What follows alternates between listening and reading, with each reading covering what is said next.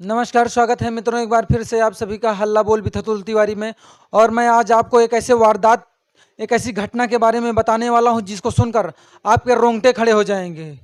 Bank of Baroda में credit card के मामले में 25,000 की धोखाधड़ी के मामले में हमारे भाई प्रांजल जी के साथ हुआ। इनके पिताजी को फ़ोन करके एक लड़की ने फ्रॉड किया इनके साथ और 25,000 की मोटी रकम इनसे 5 मिनट के अंदर चूस ली। और आइए इनसे इस वारदात की पूरी कहानी इन्हीं के जुबानी सुनते हैं। भाई प्रांजल जी।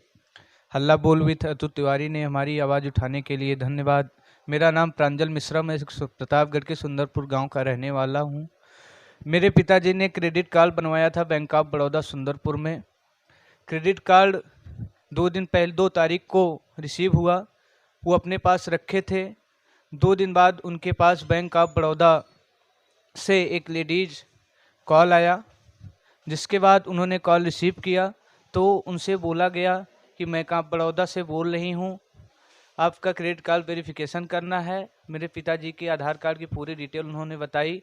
लेडीज़ के ऊपर विश्वास करके उन्होंने कार्ड की आगे पीछे की फ़ोटो उनके पास सेंड की। उसके बाद 2 घंटे के बाद उनसे OTP मांगी गई।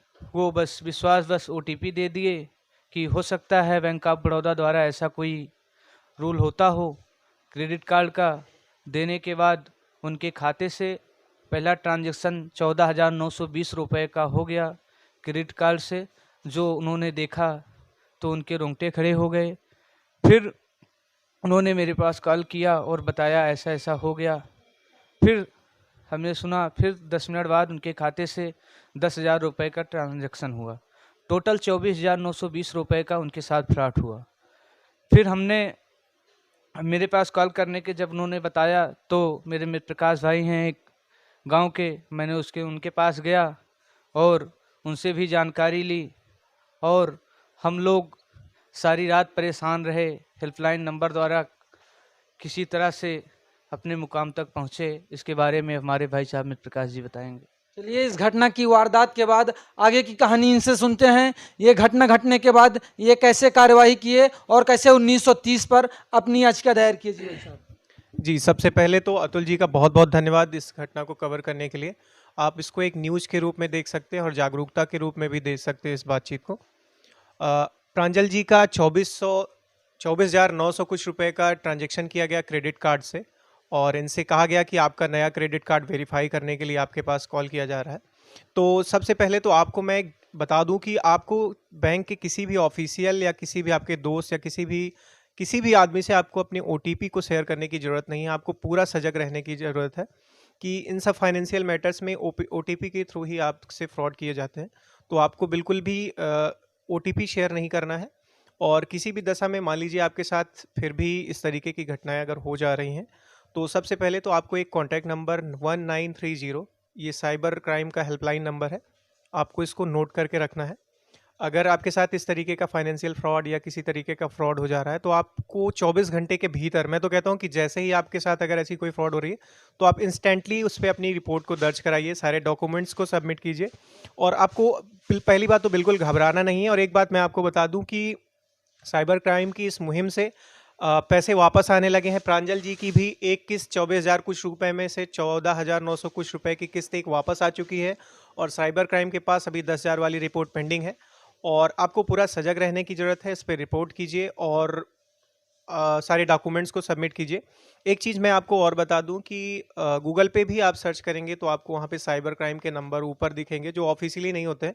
वो आपसे कहेंगे कि हमारे पास आप इतने पैसे जमा करा दीजिए, आपकी रिपोर्ट यहाँ पे हमारे पास जमा रहेगी। तो आपको बिल्कुल भी उसमें फंसने की ज़रूरत नहीं है, किसी को कोई 1 रुपया देने की ज़रूरत नहीं है। यहाँ तक कि कोई ऑफिशियल भी आपसे पैसा मांगे कि आप मुझे इतना पैसा दे दीजिए, आपके अकाउंट को हम लोग वापस करा देंगे आपके पैसे को, तो आपको बिल्कुल पैसा देने की ज़रूरत नहीं है। 1930 अपने मोबाइल नंबर में सेव रखिए, अपने कॉन्टैक्ट लिस्ट में सेव रखिए। और किसी भी परिस्थिति में आप खुद की भी हेल्प कर सकते हैं और दूसरा कोई जो इस फाइनेंशियल फ्रॉड में फंस रहा है आप उसकी भी हेल्प कर सकते हैं। एक बात याद रखिएगा, हमेशा अपने फाइनेंशियल डाटाज को, अपने अकाउंट नंबर या किसी भी चीज़ को आपको किसी से शेयर करने की ज़रूरत नहीं है। और किसी भी दशा में किसी को भी OTP बिल्कुल भी ना शेयर करें। सजग रहें, सतर्क रहें, दूसरों को भी सावधान करें। और अगर ऐसा कुछ हो रहा है तो 1930 पे अपनी कंप्लेन को दर्ज एक कराएं। सवाल। जी। क्या बैंक द्वारा जब क्रेडिट कार्ड वगैरह या ATM आता है, मान लीजिए हमारा, तो क्या बैंक से वेरिफिकेशन के लिए कोई कॉल आती है या नहीं? नहीं, देखिए, अगर किसी भी दशा में बैंक से अगर कॉल आपके पास आ रही है किसी भी टाइप के वेरिफिकेशन के लिए, तो वो आपसे ओटीपी तो कदापि नहीं मांगेंगे। कोई भी ऑफिशियल अथराइज नहीं होता आपकी ओटीपी से आपके किसी भी अकाउंट डिटेल्स को या कुछ भी वेरीफाई करने के लिए। वो आपसे आपके डिटेल्स मान लीजिए पूछ सकते हैं, लेकिन ओटीपी नहीं से आपको शेयर करना है। प्रांजल जी के केस में ये हुआ कि इनके पिताजी ने 2 बार ओटीपी शेयर की। फर्स्ट से उन्होंने बीओबी फाइनेंशियल का अकाउंट बनाया और दूसरे से उन्होंने ट्रांजेक्शन किया है। 2 बार में ट्रांजेक्शन हुए हैं और 4:30 बजे से 4:35 के बीच में, यानी 5 मिनट में उन्होंने 24,000 रुपये का नुकसान पहुंचाया था। लेकिन हम साइबर क्राइम हेल्पलाइन प्रतापगढ़ को बहुत बहुत धन्यवाद देना चाहेंगे कि प्रांजल जी का उन्होंने 14,000 रुपये वापस करा दिया है और 10,000 के लिए अभी भी वो प्रयासरत है। जल्दी ही उन्होंने आश्वासन दिया है कि आपके पूरे पैसे को वो वापस करा देंगे। जो ये वीडियो देख रहे हैं, मेरा उनसे निवेदन है कि ओटीपी आप कभी भी किसी को कभी मत शेयर कीजिए।